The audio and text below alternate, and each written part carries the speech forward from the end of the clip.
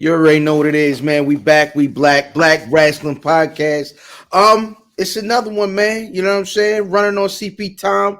You already know who I am, IlFam79 on your social media choice, aka Cedric the Entertainer, because that is me smelling like that. You see the man is here. Brother Mr. Grim Hitman for hire. What's going on, sir? How are you? It's good, man. I'm good. Can't complain. Can't complain at all, man. Appreciate you having me. Yeah, man, we ramping up. We ramping up for this event, man. We ramping up for this event, and is coming, soon. Pause. We getting there. The CP time, Juneteenth. This right here, Sunday, July 23rd, 3608 Legion Road, Hey, Cheverly, look, just take Maryland. a second right there. Look, just let that sit. You see, on who ain't on the fly right now? Huh. Okay, now I'm, just let that sink for a second. All so, right, what's the reason? Is I there a don't know, reason?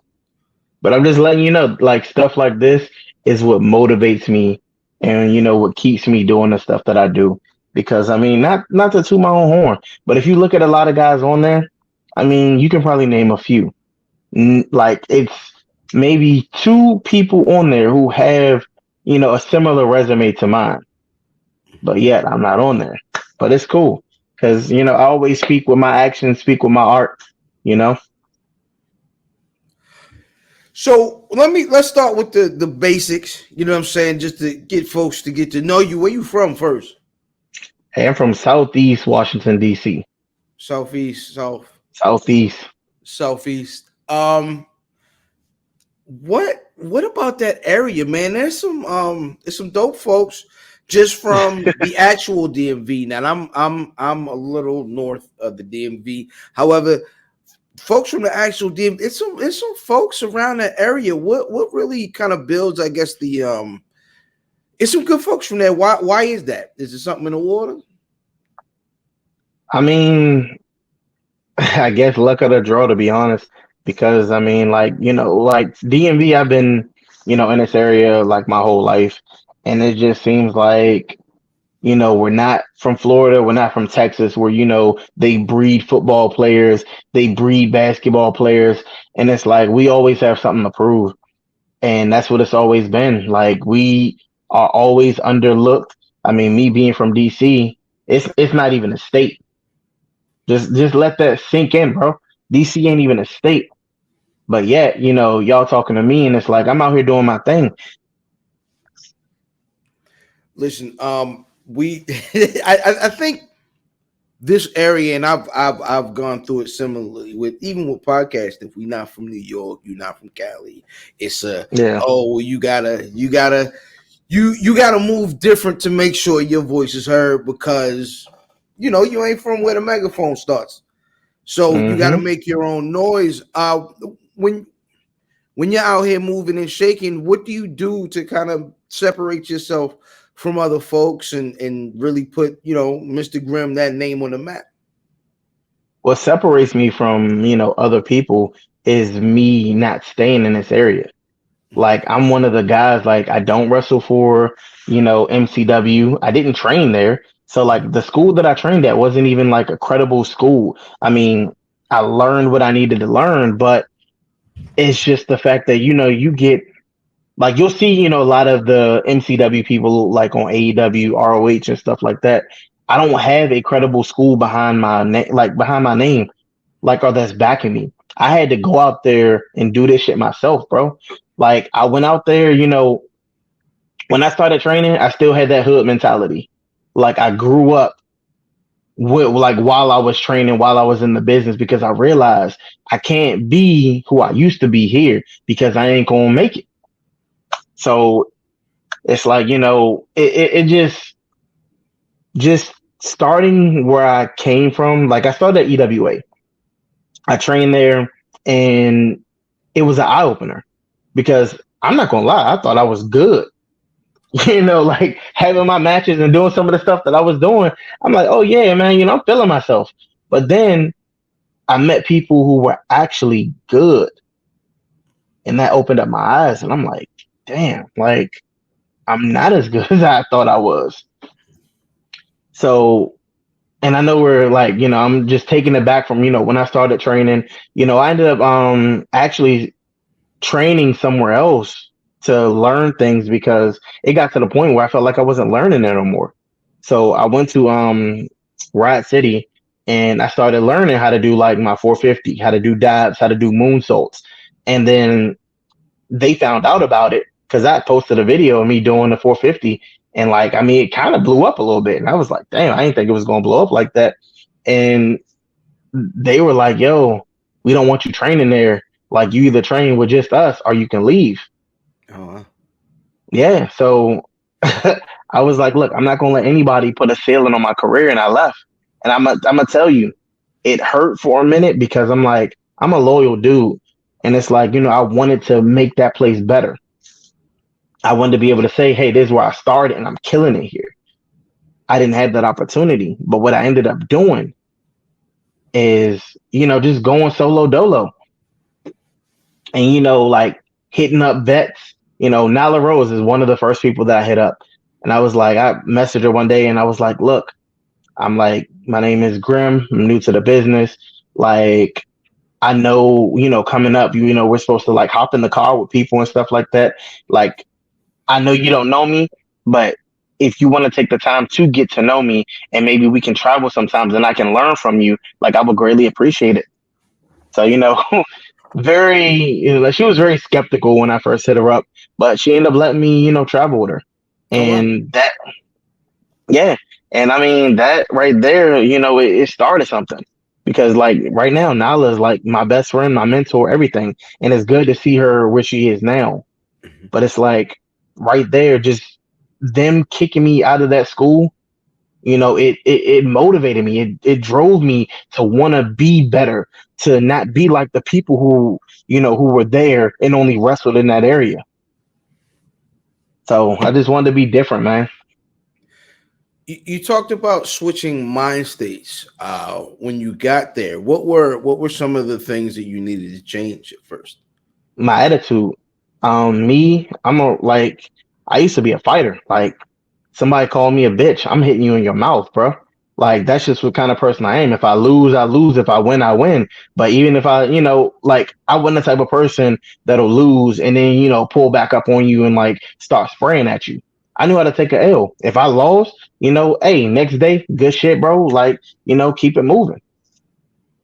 But and the thing was with them, because I had to I realized that the wrestling business is like high school all over again.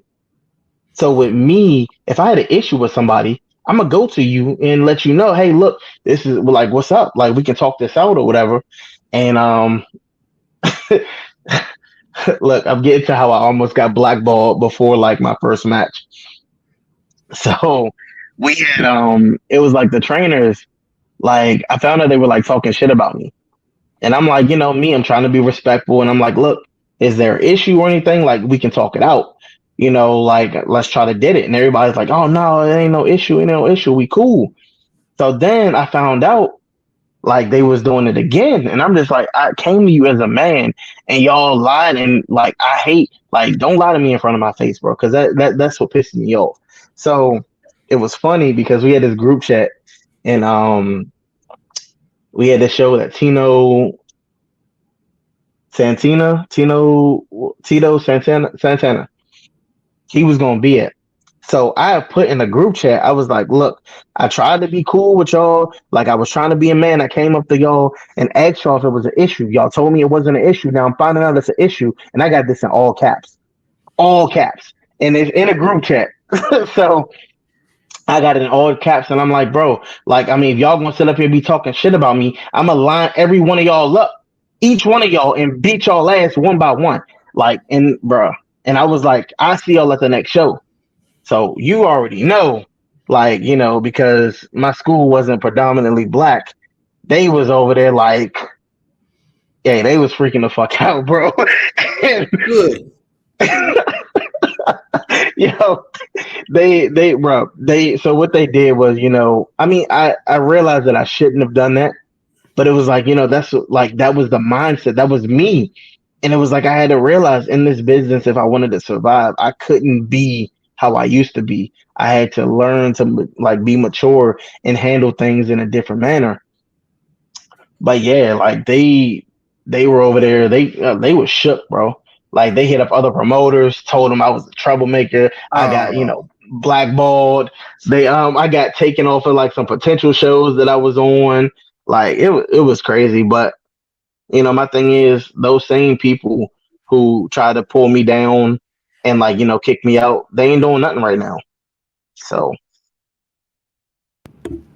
yeah, man. I feel like everybody I've talked to, just doing this thing, they say the same thing, man. This thing is like high school, and it's always some sucker ish. There's always some sort of, you know what I mean? And I find like there's always, and the big thing, of course, is the politics of it. yeah. What are the good things? Like, what are the things in the business that keep you here and keep you rocking and rolling and keep you trying to push and jumping out to all these different spots and promotions and whatnot? So starting off with the good things in this business is the fact that there are good people out in this business.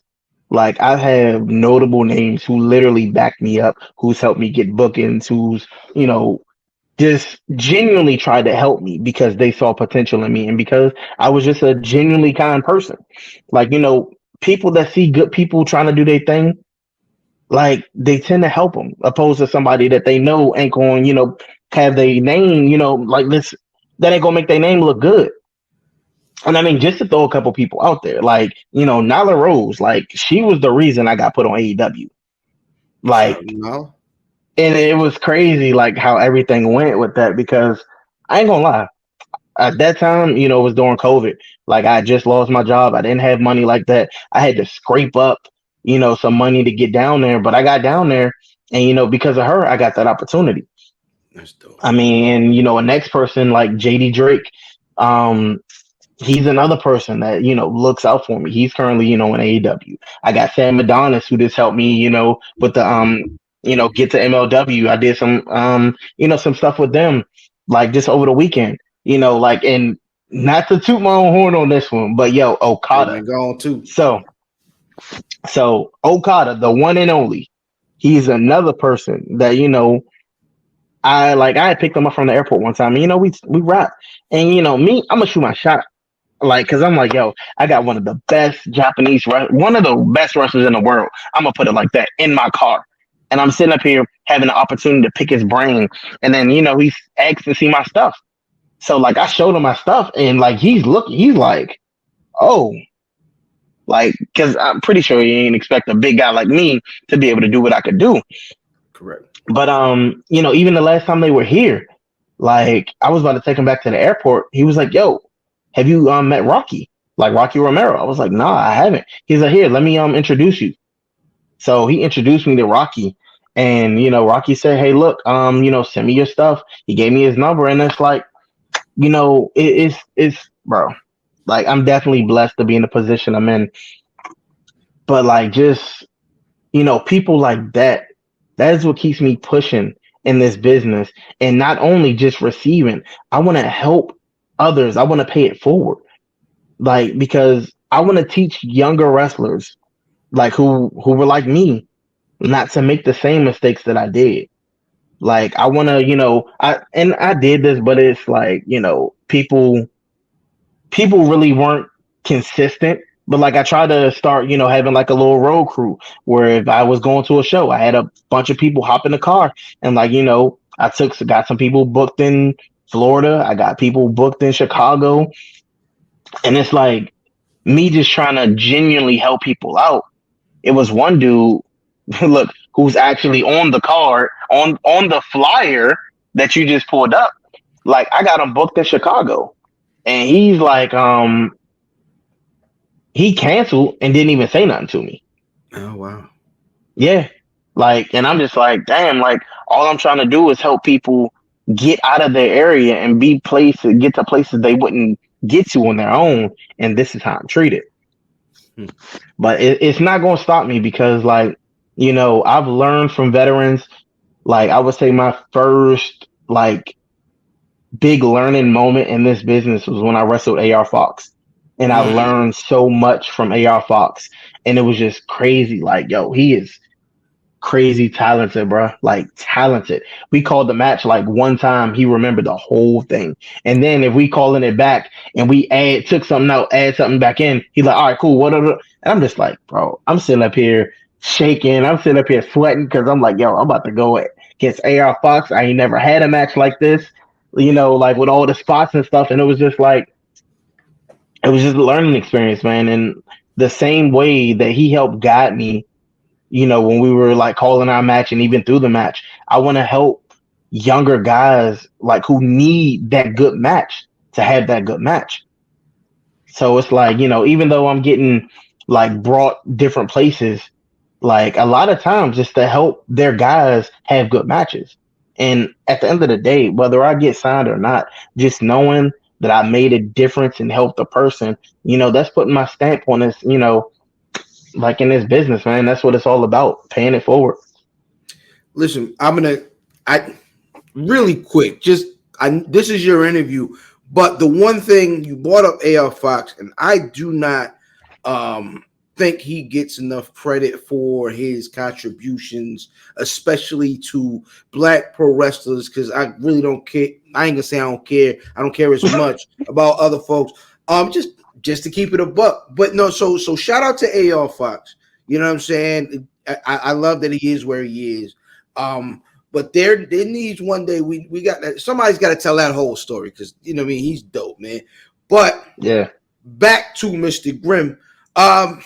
We talked, some of the good, some of the bad. How do you feel about interacting with folks on social media? How has that been for you? So one thing about me, I always try to like respond to fans, like whether it's positive or they're being negative towards me. So I know a lot of people, when they get birthday wishes, it's like they make one big post. Oh, thank you for the birthday wishes. Like I literally try to go through the 1,000 messages or posts that I get just to respond and say thank you. Like, because they didn't have to do that. Whether it, was the default, message that Facebook gives you and all you got to do is click it and it sends. Like you didn't have to take your time to do that. So because you did that, I want to make sure you get a personal response from me. That's just me showing my appreciation. And it's just the respect thing because without fans, like I wouldn't be where I am. Because whether I had a good match or not, I could have sat up here and did 1,000 moonsaults, and this had a crazy ass match. If the fans weren't behind it, I wouldn't be brought back.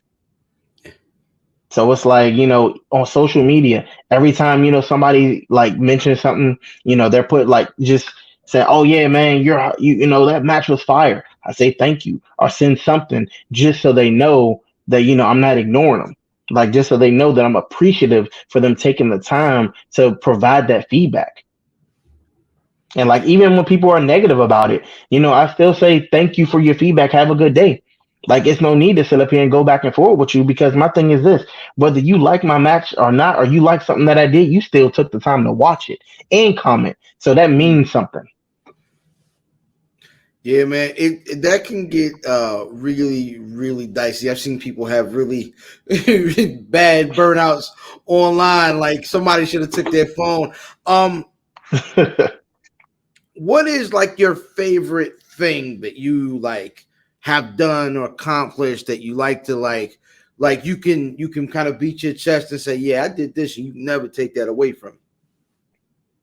Becoming a better father than my dad was. Because my thing is now, don't get me wrong, my dad, he's in my life now, but my mother raised me. My mother is the person, and my stepdad, but he passed away. Like those two are the people who molded me into a man. And those days that I called my dad and he was saying he was gonna pick me up, and I literally sat on the fucking couch in my coat in my book bag waiting for him, and he never showed up. Those are things that I never wanted my kids to experience, and I made sure from day one to the first breath that they take to the last breath that I take or they take, they will know I am here. I have your back. I will never leave your side no matter what.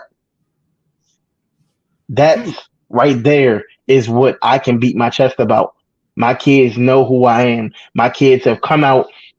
You can look at videos. My oldest son, he's been in one of my matches with Joey Janela. Like he did an entrance with me at Enjoy. My youngest daughter, she did an entrance with me at Enjoy, a couple of them. And it's like right now, it's funny because Baby Grim, she told me the other day, she was like, Daddy, do you know why I want to be a wrestler? I was like, why? She was like, so I can help you. That right there, that shows that I'm doing something right. Absolutely. Listen, I'm gonna be honest. We do a lot of these things, and we get a lot of static answers with, oh well, I was putting a leg locked by Mr. Fuji in '72. Like that was one of my favorite answers I've gotten, because that's some real, that's some real that I can relate to. And I think relatability is really it's really important when it comes to pro wrestling and fandom. And I think being able to see more Black pro wrestlers out and about, or on these different cards. I remember just being able to go to MCW cards in Glen Burnie, and it might be one Black dude on the card. Now you got mad, Now you got whole factions, Black War, And what do you contribute to the growth of Black professional wrestling, especially, the last really 4 or 5 years has been exponential, but just in general over time, like what do you think pushes that, and how important is that to you? It's really important. It's good to see that, we actually have a chance, because before, like if you look back, the 80s, the 90s, like the Black wrestlers weren't really getting the pushes. They weren't winning the titles. Like, even now it's still like they're not really winning the titles like that. Or like, I don't think any Black person is gonna have, the reign like Undertaker did. Oh yeah. And it's just like, it's very unfortunate that, we have to go through that. And it's not because we're not talented. It's just like that's probably not what they're looking for.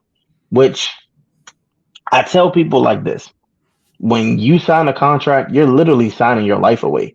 You're literally telling them they can do whatever they want with you. So if they feel that, you're not good enough, either show them or just wait it out and go where you're appreciated.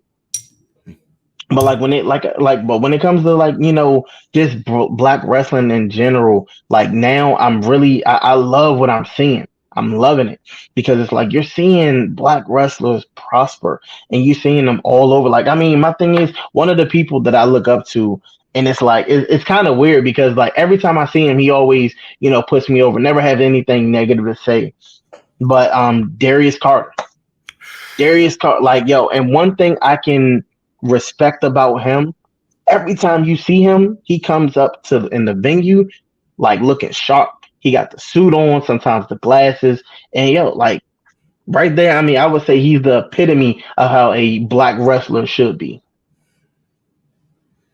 Yeah, there's something about Darius Carter that like scream. Well, first of all, he's one of those guys that clearly has the full toolbox. You know what I'm saying? Yeah. And I'm definitely a fan and understand everything you're saying, man.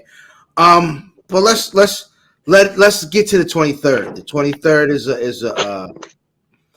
it's gonna be a fun day. I can't wait to drive down the road. You know what I mean? A little bit.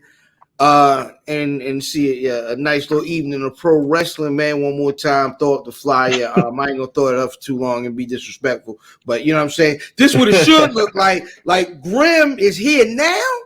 You see what I'm saying? He should be on the flyer. I don't understand what happened. Either way, what do you have going on that day, and what are you expecting?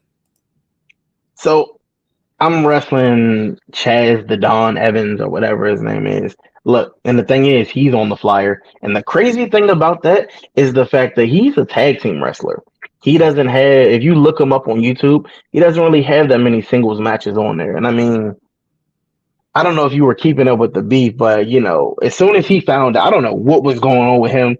Like, I don't know if he took a couple of extra shots of Patron that he shouldn't have taken, or you know, he was on that yak or whatever. But he decided to go on Instagram and post a video. It was like, I think Buster Douglas and Mike Tyson, and he put my face on, I think Mike Tyson when he got dropped or something like that. And he was like, "Oh yeah, that's what's gonna happen to Grim." And I'm like, you know, I'm just ignoring it because I'm like, bro, my oldest son weighs more than you. Like, chill, bro. And I'm like, you know, I like he just kept commenting, and tried to like get me triggered. And I'm like, you know, I just put my accolades on there. I'm like, I put on there like, you know, first of all, I've had Mark Henry scout one of my matches and pull me to the side after my match and talk about how good my match was. You know, I'm endorsed by Okada. I'm endorsed by Nyla Rose. I'm endorsed by JD Drake, you know, Sam Adonis. And, you know, I just put all my accolades. And he was like, oh, and not to mention, this is like a hard flex. Okada follows me on Twitter. Like, not many people can say that shit. And then he put a video out after that talking about, he had put the comment in the video talking about, oh, well, John Cena follows me. So what's the difference? Like, John Cena follows everybody. And not once have you met John Cena and been right there. You know, he ain't put you over. But the thing is, I'm going to send you that video. I'm going to send you his and I'm going to send you my response because it's funny because like me, I'm not the type to be going back and forth on the internet. Like, cause even in this business, I try to keep shit real, bro. Cause if we got beef, you ain't gonna know I got beef with you on the internet. I'm gonna come to your face and then we gonna talk. Like, I don't need to talk to you through my phone. I don't need to talk to you through my computer. We gonna talk man to man, and I'm gonna see how you gonna bitch up or what you gonna do. Like, you gonna really throw them hands like you was talking, or like, I mean, bro, cause this should get my adrenaline going, bro. Cause I ain't gonna lie, I miss fighting, bro. I miss it, but it's like now. I miss fighting. Like, name of the episode. Oh, man, I'm just saying, like, woof, bro. I used to knock motherfuckers out just for saying the wrong thing to me. Like, oh yeah, you a bitch. Boom, we fighting, bro. Like, oh, like, and that's how I used to be. So when he's coming to me talking about, oh, he gonna knock me out, I take that personal, bro. Like, all gimmick shit aside, I don't care if you were cutting a promo to try to make yourself look good or not. When we get out there, I'm going to fuck you up, bro. Like, I'm going to fuck you up. Outside, all gimmicks put to the side.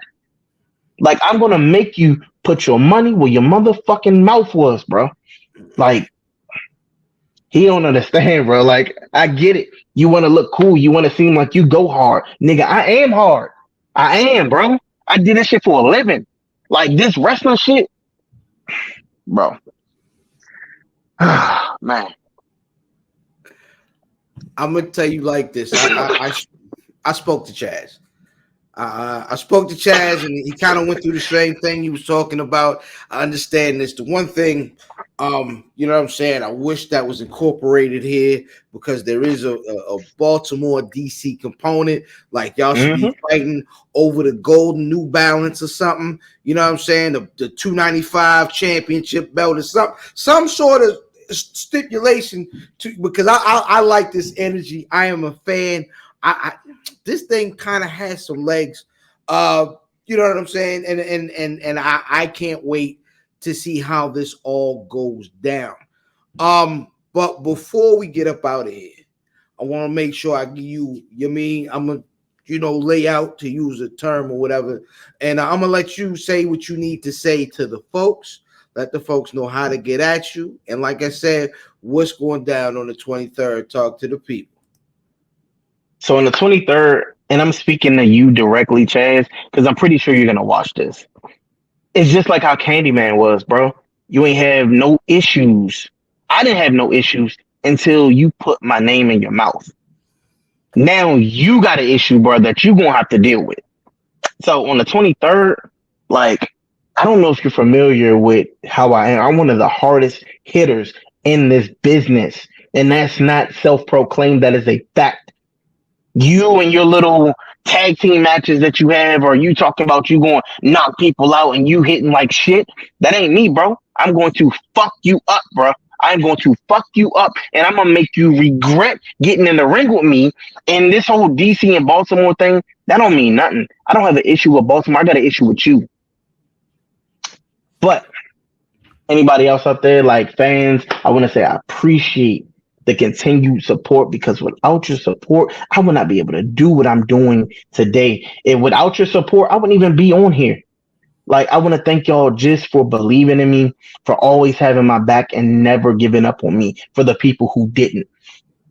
And for my mother, I would like to say thank you for being the person that you were, for never giving up on me, for teaching me how to be the epitome of a man, of a dad, and not fall down the road of deadbeats. But yeah, y'all can follow me. You know, I made it easy. You can literally go on Twitter. I mean, let's say Google. We're going to go to Google, type in the Hitman for Hire Mr. Grimm, or you can put in Mr. Grimm Wrestler. All of my stuff will pop up. You know, it's that easy. Like, you can see my Twitter, you can see my Facebook, you can see my YouTube. Everything is right there. Like, everything. But once again, I appreciate y'all just for having my back and for believing in me. And I appreciate you for having me on this podcast, man. Yeah, man. Hey, listen, man. I appreciate you. This was a good time. It's very good. We kind of kept it tight and quick and paused. You know what I'm saying? But we kept this where we giving folks the information. I can't wait to have another long form conversation. But that being said, man, thanks for coming through. Always, I see y'all on the 23rd, man. We're gonna have a good time, man. And I think that's what we got, man. Peace.